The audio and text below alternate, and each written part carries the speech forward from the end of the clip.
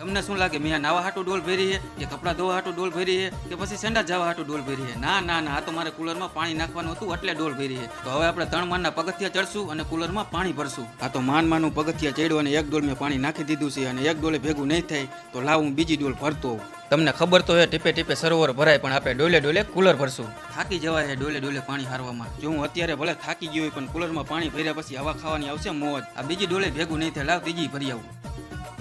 કેટલા પગથિયા ચડવાના મિત્રો તમે જોવો ને. હાલ ત્રીજી ડોલે નાખી દો. હવે આ છેલ્લી ડોલ નાખી દઈ, કેમ કે હવે તમે કંટાળી ગયા હશો. હવે જેટલું ભરાણું એટલું ભરાણું. હવે એને હવા ખાઈ લે ચાલુ કરી દી ફટાફટ. કુલર સામે આપણે ઠંડી ઠંડી હવા ખાઈશું.